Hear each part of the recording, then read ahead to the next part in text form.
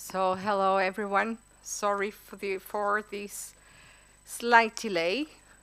We are going to begin our work, and this is part of the program of talking or let industry talk about sustainable finance, because it is important to know what is industry, particularly in Portugal, doing, and what is the impact of regulation, and what they are doing despite the regulation, before the regulation, etc.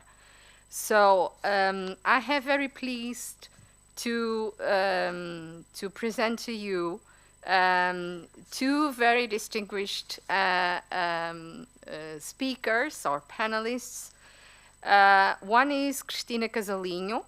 Cristina Casalinho, he is a trustee, an executive trustee of Carlos Gulbenkian Foundation. She is responsible for the investment and financial department. From October 2022 to January 2024, she held the position of managing director of BPI, a bank, of a Portuguese bank, heading the sustainability team. Between 2014 and July 2022, she was Chief Executive Officer of the Public Debt and Treasury Management Agency, after serving as Executive Director between June 2012 and August 2014. And before that, she was Chief Economist at Bank BPI. Cristina is he's going to talk to us about Carlos Gulbenkian Foundation, which is a very well-known Portuguese foundation, who is has his headquarters here in Lisbon, and who has made a transition from being a foundation based on assets related to oil to having assets that have nothing to do with oil. So they are doing a beautiful, wonderful work in terms of providing support for environmental projects, social projects. They have an institute which is called the Science Institute of Science, that has very important projects that have to do with health, particularly with topics related with cancer. And this is, I think, a very interesting conversation that we are going to have with Cristina. I'm also very happy to introduce to you Luís Couto.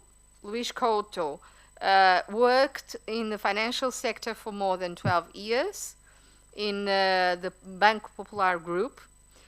He has taken supervision responsibilities in the areas of risk, liquidity, and equity management. And Luís is one of the co-founders of GoParity. GoParity is a Portuguese crowdfunding platform for impact that was founded in 2017 with the goal to bring more funding for projects aligned with the Sustainable Development Goals. So they only work with the projects that have to do with the Sustainable Development Goals. This company is certified as a B Corp.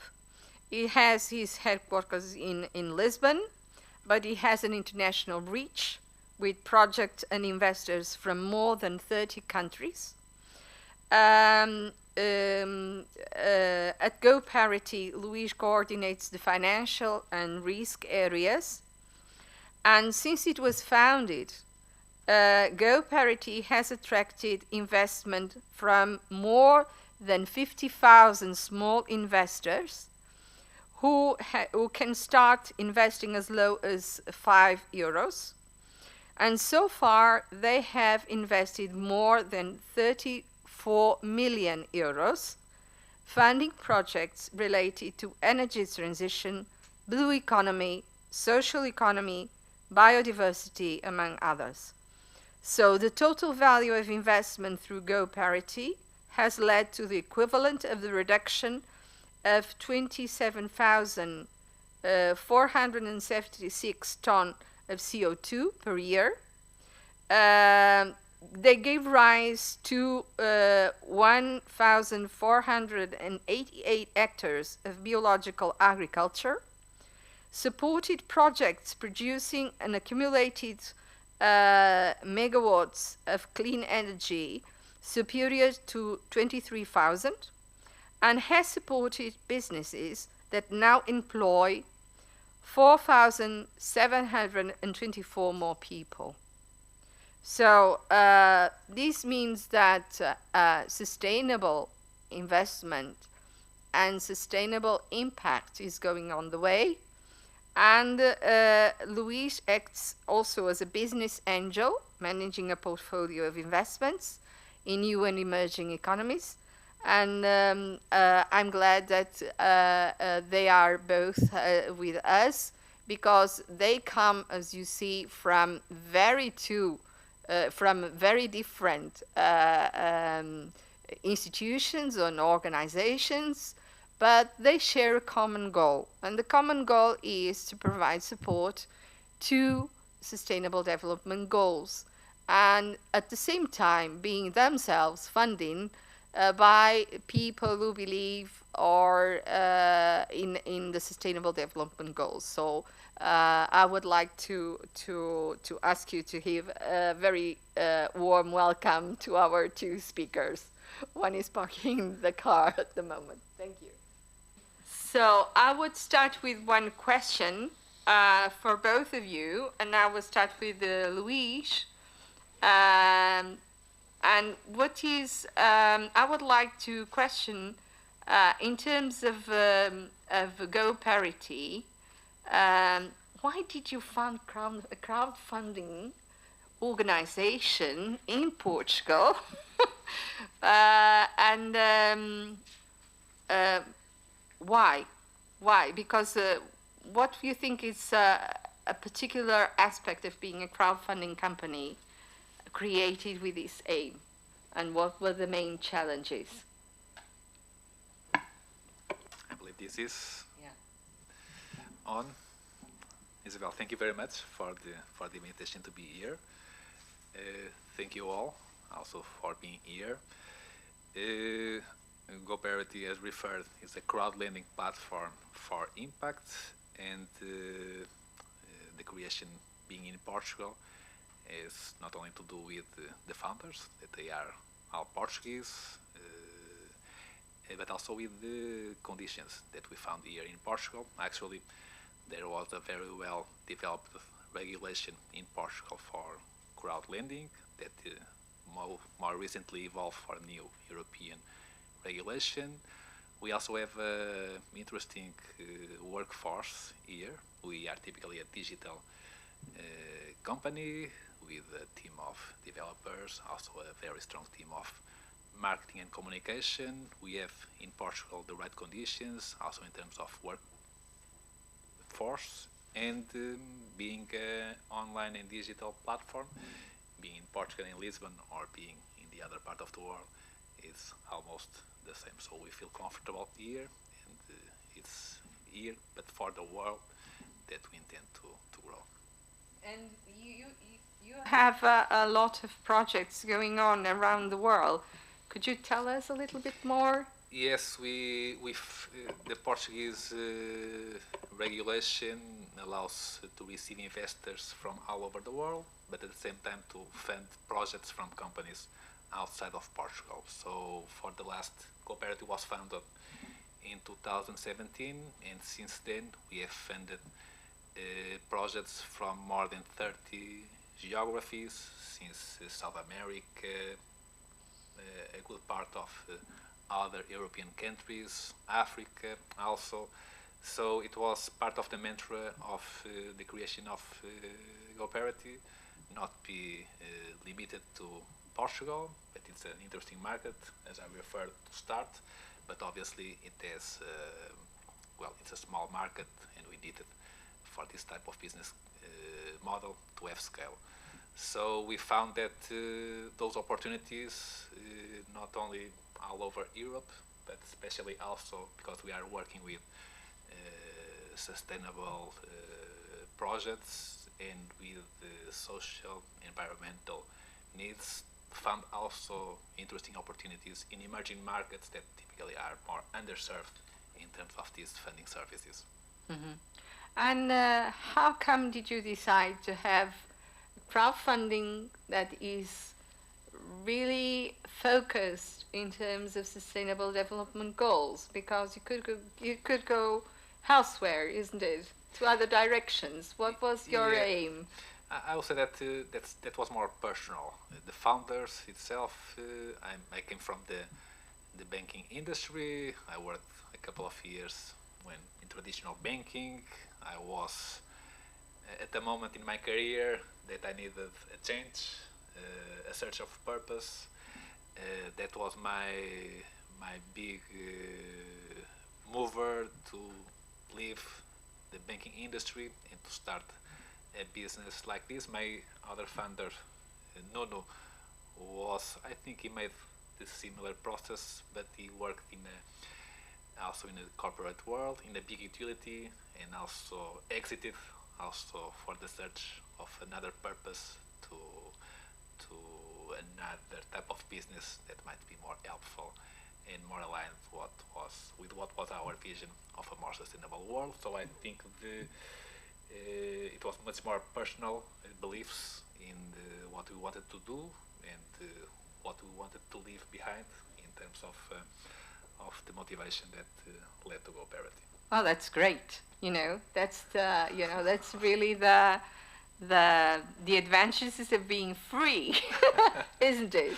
Yes. To just not easy, but yes. It's not easy, but you get there and you feel really comfortable. So I'll move now with the same question or some sort of question to you, Christina. I would like you to talk a little bit how Gulbenkian Foundation have embraced the Sustainable Development Goals and what is the aim of the foundation, because we are here from different geographies in the world, and there are a couple of people also from Asia and Europe who are listening to us, and perhaps they have not heard before about the Gulbenkian Foundation, so I'll be very happy to hear from you. Good afternoon, everyone, and thank you very much for Isabel, for the kind invitation. So, the foundation will turn 70 in 2 years' time. So, in 2026, it was set up in Lisbon in order to, with the mission to improve people's lives, lives, and as four main fields or objectives. Well, objectives to be topics that it would very much like it wants to address. So its work goes through art, education, science, and grant making. So these are the areas that where the foundation develops its work, and it was and it has embraced SDGs from start. Actually, even before SDGs had been launched by United Nations, the way the foundation has always kind of set its work and set its goals have always been presided or superseded by this idea of an improvement of living conditions or the living standards of the population, taking and mostly taking in consideration or improving the access of the population to education. So one of the flagship activities that the foundation has been developing through time has been the scholarships Nowadays, it was a program that was diminished, and now it has increased significantly in the past 2 years. So we moved from we have a number of scholarships, the ones that are most that are the largest program, and that are also the most known ones, or the most popular ones. It's previously these are scholarships for vulnerable or disadvantaged youth, then will allow them to enter university, and the revamping of these scholarship added a new layer, that is the financing for Erasmus programs. So what we've identified a gap. Most of the disadvantaged population or youth, because of their financial vulnerabilities, have been curtailed from participating in Erasmus program, and so we decided to add a new feature to the program in order to entitle them, or to allow them to also take part of these programs, and to participate in these international exchange of students. So in terms for in science, the same, or the Gulbenkian Institute Ciência has always taken part, or most of the research has been guided by SDG principles and objectives, and this is something that as the research units have always been asked how could they contribute to a number of objectives, and climate change has been one of that has been followed very closely, but also sea preservation, biodiversity, so all control of pollution, but also in terms of governance, that there has been always a good a strong effort in terms of building partnerships. So one of the things that we have always been working on is in establishing ties with the communities, and also extending bridges, and trying to make the programs or to bring the beneficiaries into the design of the programs.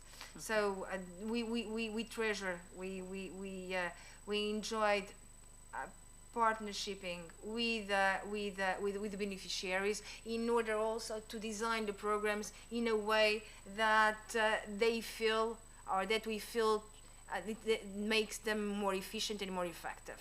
And having this contribution allows us to excel in the way we deliver on our objectives. But we also, given the fact that we live out of the foundation lives out of an endowment, we also have ESG guiding our investment principles. We have moved into integrating ESG into investment policy. So although we in terms of we have the active portfolio management and the passive portfolio management, we are, in terms of active portfolio management, we are much more active in driving the ESG agenda, and we are contributing more actively into the ESG journey. We invest in dedicated ESG funds. We also in partnership with other entities, we also have in 2013 we set up a venture capital that was aimed to launch startups with a social impact.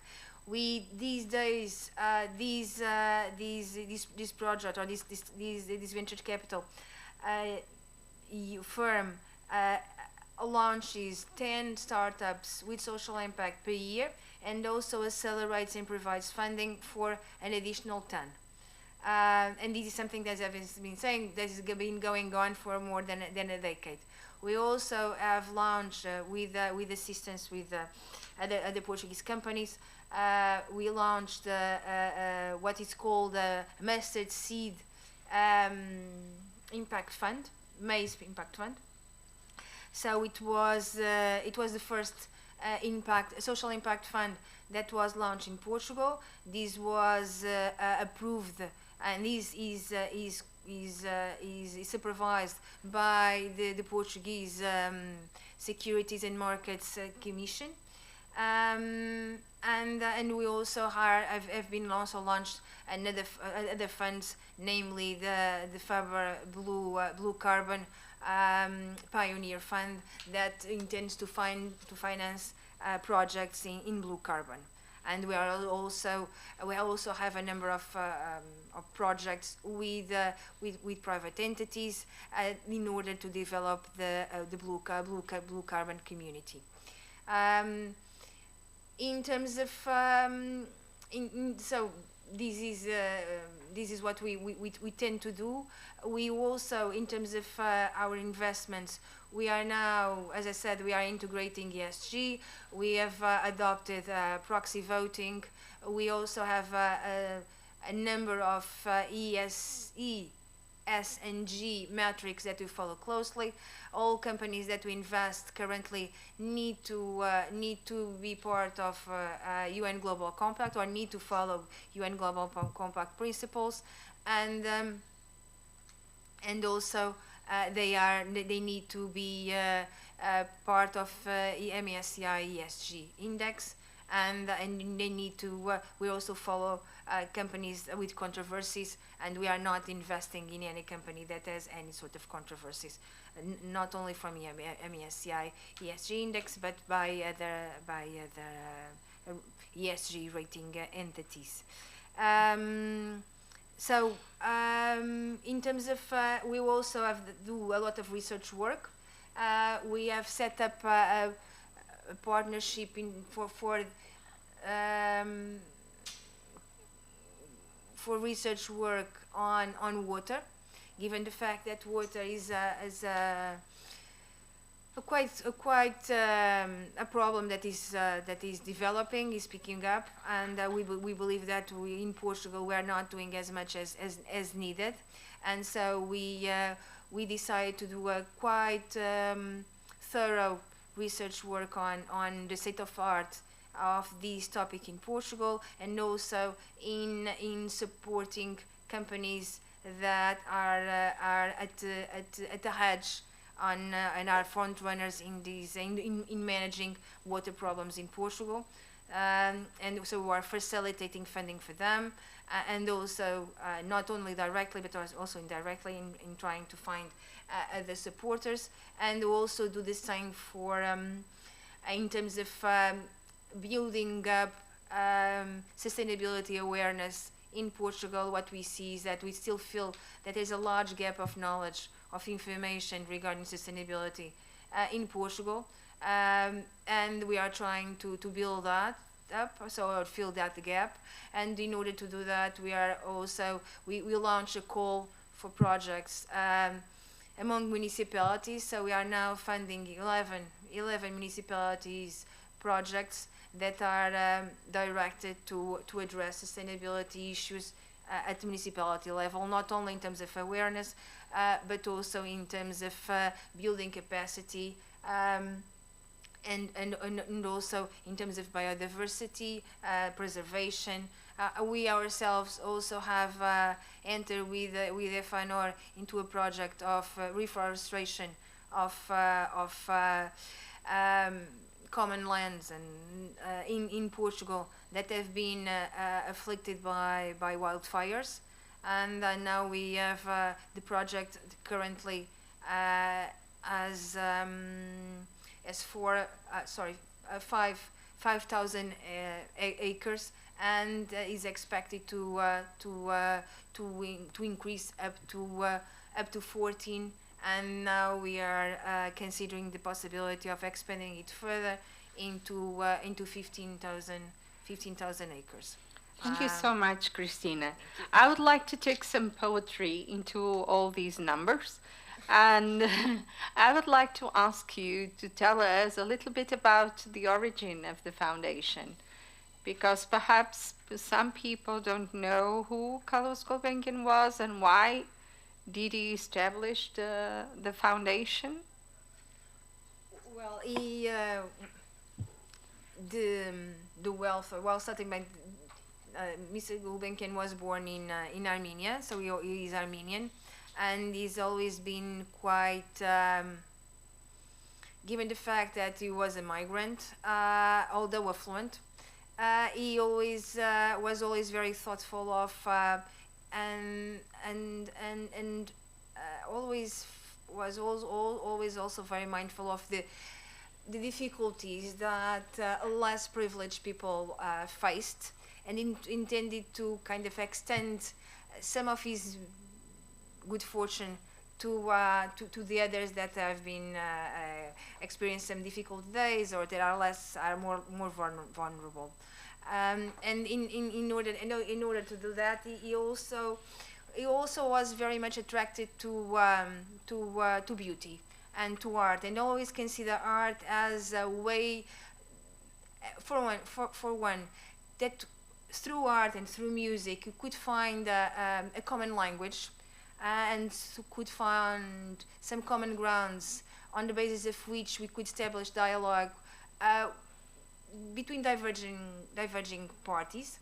So it could be a way to bridge differences, and so invested very significantly in building up a very top-notch, first-class art collection. But he was also a significant supporter of music and all sorts of art.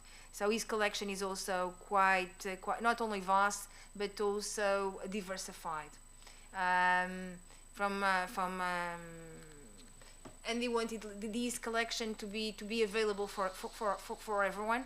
That's one of the reasons why he decided to set up his foundation in Portugal, and the foundation also as branches in England, in France, where it develops working, and also as a very close work in terms of in supporting Armenian communities. The Armenian community is quite spread through the globe, and the foundation wants to establish a common link between all different communities, and also to preserve the Armenian culture, the Armenian language.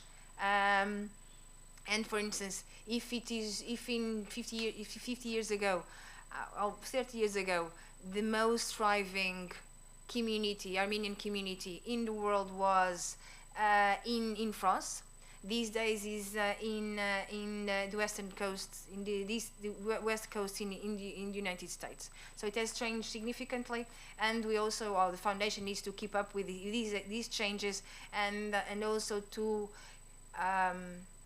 provide tools, mostly remote, mostly online, that will allow these different communities to communicate, and also to keep their culture alive and lasting. When at the time that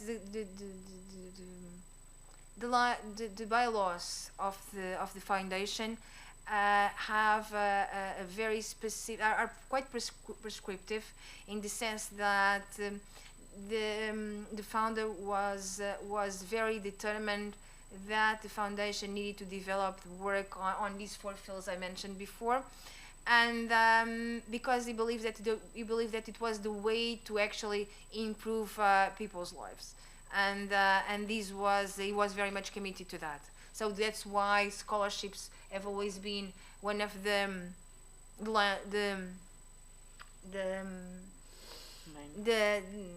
flagship programs, And just to put some numbers, despite Isabel was asking for Please, poetry, please, I was mentioning the undergraduate scholarship programs. Nowadays, we run a program of 25 million euros per year running, and it's one of the largest programs that we, in terms of scholarships, that we run. But we also have for special studies, for arts, for we support scholarships in the PhD programs in all sorts of scientific fields, and mostly abroad.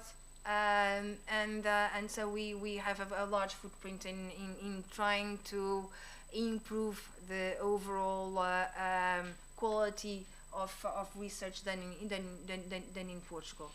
Yes, it is quite interesting because we know that people who work in art and music sometimes face a very difficult challenge, and at the same time, they have this ability to put us all together. So everybody knows what is a sad song or a very happy song. So the language barriers are put aside. So I will lead out one question for Luis. You have more than 10,000 active investors and have risen since you started in 27, 43 million euros. How do you get people interested in the projects you present? And how do you assess the project presented to you? What is the criteria? Because you have to promote the projects. So this is particularly interesting, but at the same time you have to be, sure, I wouldn't say 100%, but almost, that you are really supporting some important projects that have to do with the Sustainable Development Goals. Yes, indeed. On the investor part, how do we grow our community? It's typically through social media, events, and word of mouth. We work very well that part with our Marcom team. Typically, our investors are of a younger age. On average, I would say that our core investors are between 25 and 35 years old, typically pure native digital investors. On the project side, obviously we do a due diligence, financial due diligence and impact due diligence. I'm with the financial due diligence part. I'm also responsible for I'm the chief risk officer of the company, so responsible for also the assessment of the financial due diligence. And it's very typical to the banking model, although obviously we don't have all the tools or the history in terms of that information.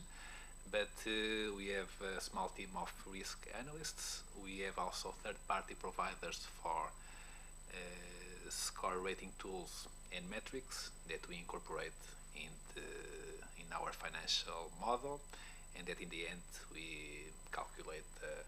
It's a technical jargon, but we calculate a PD, a probability of default of the project or of the promoter, and an LGD, a loss given default, that allows us to calculate the premium risk of the project, and with that also have the proper pricing model.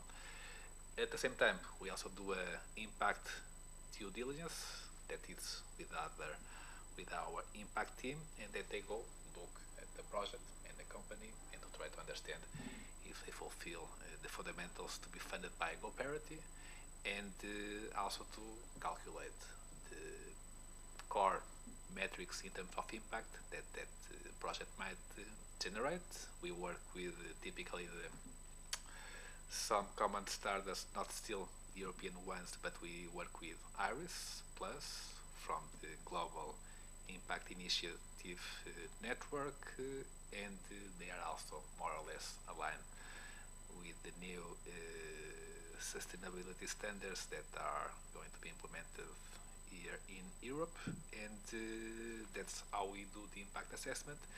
And if everything okay, we have conditions to launch a campaign at the platform. And on the ongoing stage, we also have the conditions to perform and measure those performance, not only the financial but also the impact, and give the investors that visibility. So at Cooperative, the investors can not only track the financial performance of their investments, but also the impact that they are having at any moment. Obviously, we have different types of investors. We like to say that our core investor is someone that takes also a privilege in taking a look at the impact that his investment or her investment is having on the society. But obviously, we also have the more traditional investors that are only putting their money for the financial return of the investment, and we are obviously okay with that. It's more money also that it's coming and that is having an impact in the society. To complement, not from the investor project, but also to complement what Christina was saying, and Carlos Foundation work. Actually, we are one of the outcomes of the work in the social entrepreneurship that the foundation has been fostering here in Portugal, and we are one of the investees of Master Seed Maize, so we are one of the examples of a company that is working on the sustainability field, and that has been supported by venture capital from Carlos Foundation. After that, I have to step up and say that I got a scholarship from the foundation to do my PhD in England. So I truly believe that we are receiving a lot. So, Luis, who are the companies or organizations that seek your support? And could you please talk a little bit about some of the examples of projects and companies? Yes, we work mainly for SMEs. We try to tackle the underserved in the market. I like to say those that are a little more risky for the traditional banking industry, but they have also interesting projects, and that we are here to serve that market. In terms of segments, I will say that 50% of our portfolio are typically SMEs, companies that have a relevant history in the And past. what do they need the money for? Typically to implement sustainable projects. The Energy. majority of the projects that we have been funding, almost 50% of our portfolio is concentrated in the energy transition, in the renewable energy and energy efficiency. Typically, the most common project that we fund is the SME that wants to lower their electric bill, and they need investment or funds to invest in a solar central in their rooftop. So this is a very common project that is funded in cooperative, and typically the business case behind is that the lowering of the electric bill allows for the cash flow to support the debt service of this new lending. These are typically projects with strong economic rationale. In Portugal, it's very common nowadays, and also with the increase of the cost of the electricity for a solar central project to have a payback of 5 to 6 years. For example, energy efficiency measures in a factory in light to have a payback of 2 to 3 years. So it makes economic sense on the company side to implement this kind of projects, and we are here to help them achieve those goals. Do you have any example of outside Portugal that you would like to mention? Yes, we also have projects, in Africa. We have projects in Uganda and Kenya.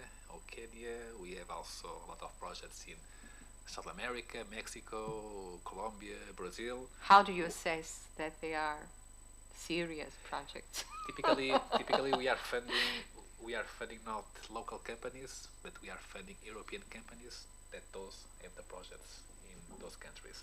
We Okay. will reach there at some moment in the future, start funding local Yeah. companies, but for now we feel more comfortable to fund European companies that, well, we have at least some common rules in terms of legal, tax, and accounting principles, and we feel more comfortable to work for now like this with European entities that are implementing those projects, and we are funding the projects through these European entities.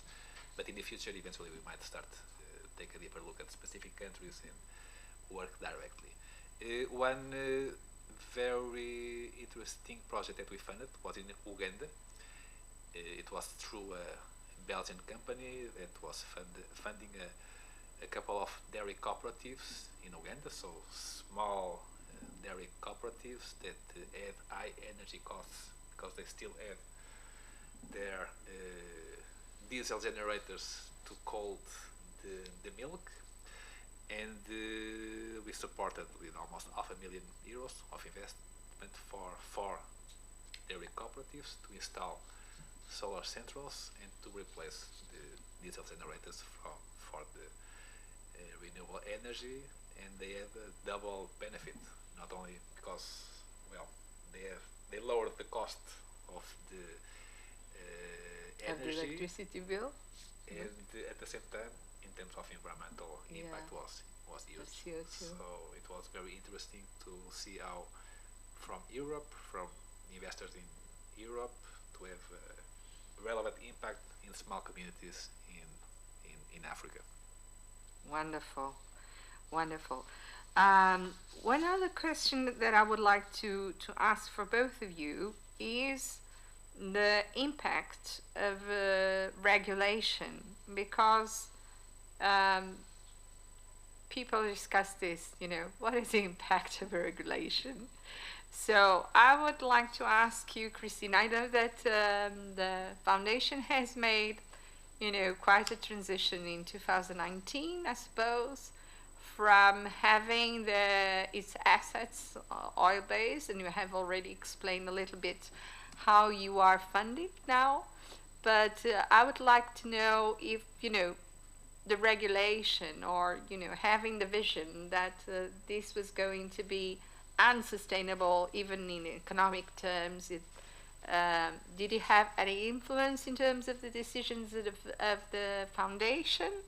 And also for you, because I know that Luis, after Christina talks, I would like to know also, because I believe that you told me that particularly this year you have felt that the EU regulation has opened the market and is, giving the possibility for you to get more money from investors and to more projects, which is quite good. So I would like to know a little bit about this. Christina. Well, on regulation, obviously regulation is also helping to drive change. It is true that the European Commission has played a very relevant role in setting ambitious or determined goals in terms of the decarbonization of the European economy that need to be addressed by everyone, mostly companies. And this is driving the investment industry. So in that extent, to that extent, what we see currently is that the part of the Gulbenkian activity that is more exposed to to regulation risk, or to what regulation is pushing us to do is in terms of investing, as you mentioned, and the industry is also changing. Although I wouldn't say that 2023 was a very good year in that sense, although it is true that the standards, the sustainability standards, accounting standards were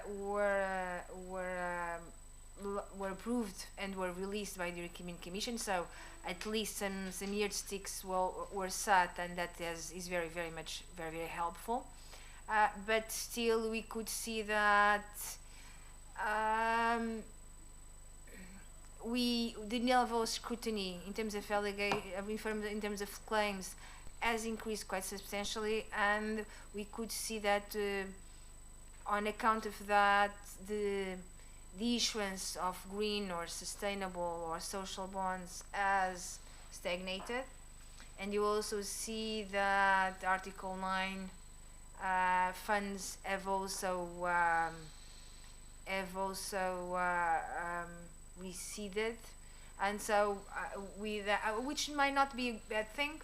The thing is that the level of disclosure that has been asked and transparency has increased, and in some cases we've discovered that some of the claims were not sufficiently well supported by actions or by investments. Yes, and right. by projects, and now we need to be much more careful and much more determined and in what we convey and what is our commitments, and how we report on those commitments. How can we really support our commitments with strong evidence? On what Gulbenkian or the Foundation has done in regard to fossil energy, our energy sources.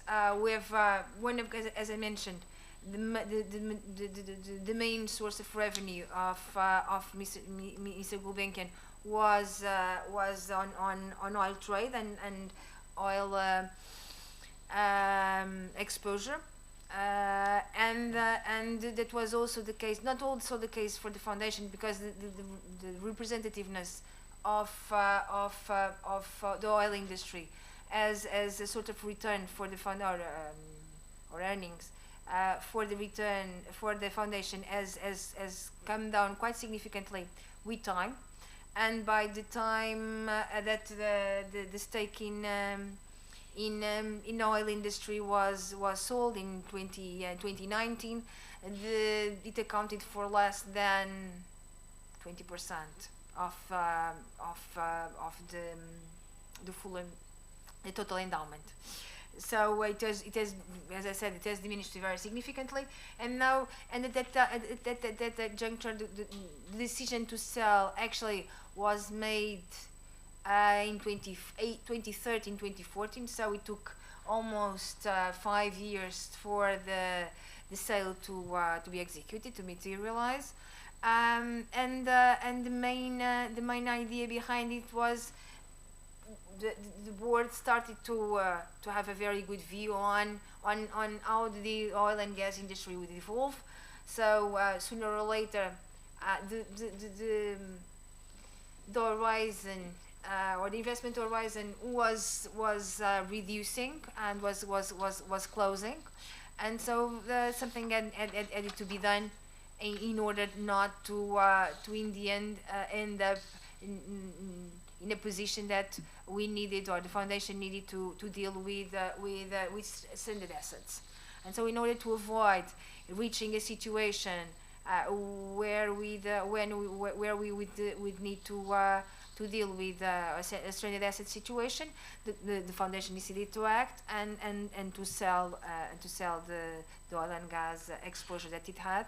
Although at that time, as just to refer what I've mentioned before, the representativeness or the relevance of it for the whole portfolio was much smaller than it had been originally. Thank you. Luis, what about you and Go Parity?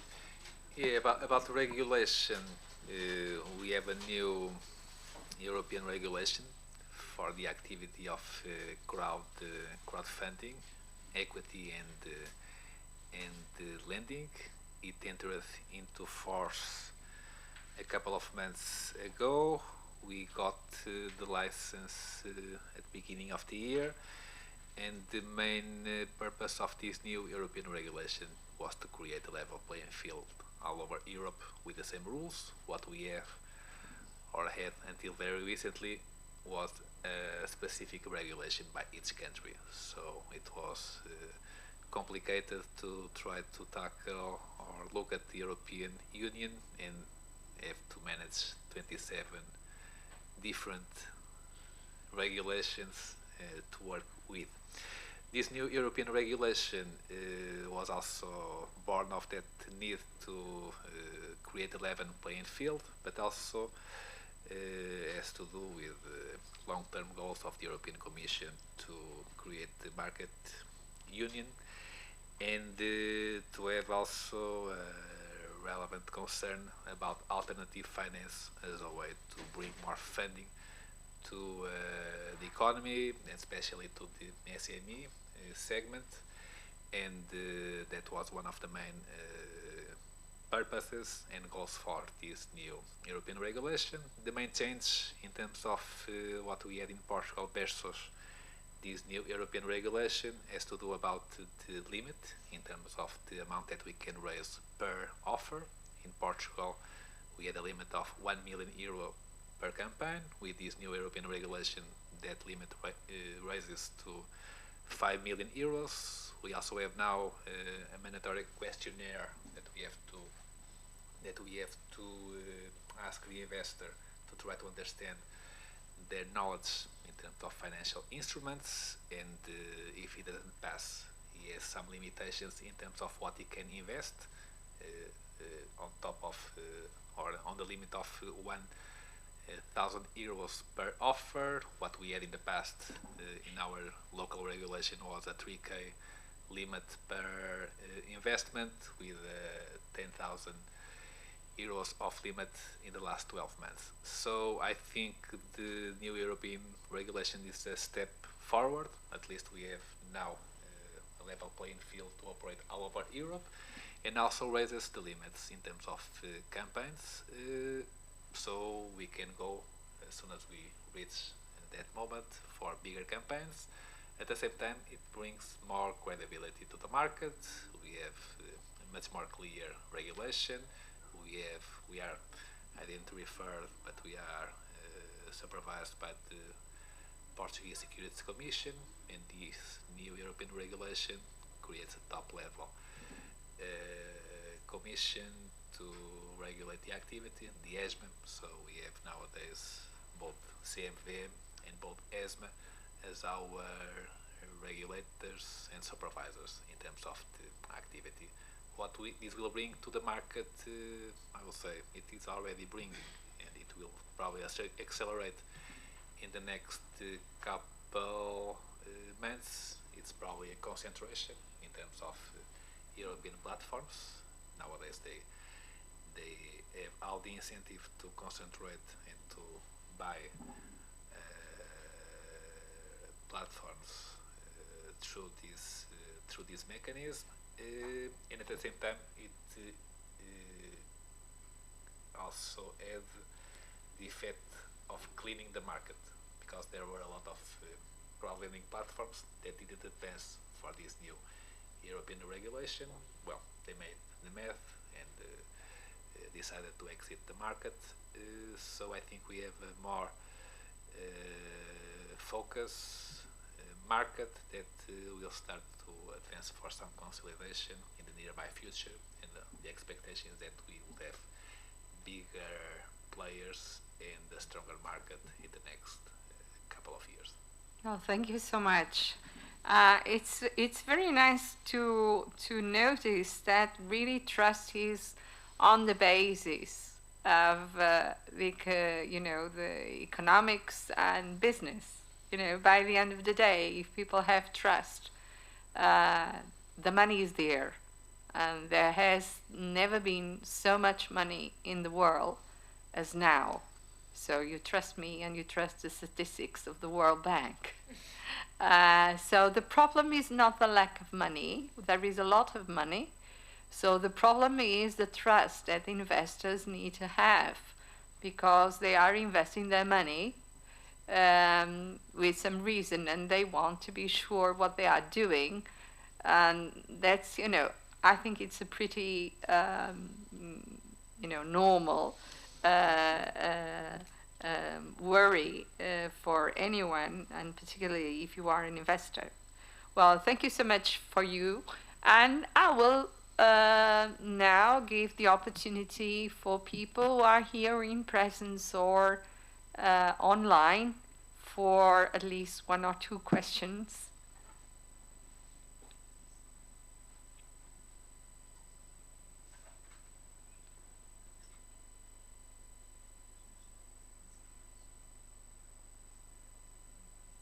No questions?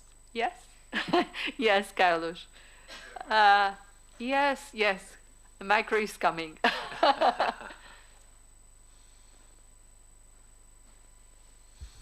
Thank you, thank you, thank you so much. I will probably return the question that Christina directed to me a year ago, and in the same conference. Fair. and the question is, how do you implement this sustainable policy into your investment criteria, and how do you deal with the fact that you may have to choose between the non ESG assets, let's put it that way, that has a higher yield or a higher expected return than the green or the ESG one? Thank you. So you see, Okay, yes. people have memory.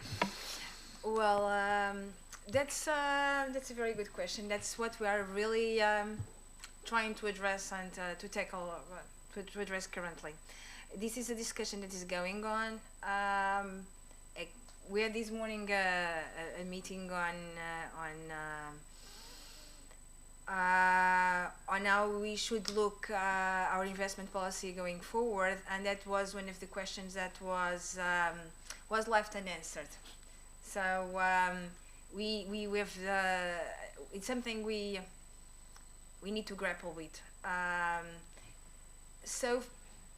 And in our case, maybe a little more difficult than in your case, because we can always, and we've seen these done by other foundations. Some foundations have tried to align as much as possible their investment policies with their mission. They are fully mission aligned, also having the investment policy fully mission aligned. Or in some others that they say, well, given the fact that we already are so much focused on sustainability on our day-to-day activities, we should be kind of blindsided in terms of our investment policy. And in some cases, they are so big that if they invest, if they have their investment fully presided by ESG principles, what we see is that given the fact that the market is still relatively narrow, it would mean that they could dislocate the market, and with that stop being neutral in their investment decisions. So it's not easy. It's something we are currently, we sit on the fence. We are not fully aligned. We try as much as possible in terms of our active investments to be as much sustainability oriented as possible. And one of the things that we also do is we try also, because in most of these cases we face some difficulties in terms of disclosure. Mostly in private equity and in private debt. Because at the time that I haven't mentioned this, but when we sold Partex, we consider Partex as a private equity exposure. So we have replaced that private equity exposure in by with different exposures, and we have kind of moved from a position that we knew very much or very well into something that we have not the same level of understanding, of scrutiny that we had. So and in many cases what fund managers tell us is you trust us or you don't, and if you don't want to invest with us, others would or will. And so we really, unless they are pushed by the whole industry or for all investors into being much more willing to report or to disclose or be transparent, there will be always kind of holdouts.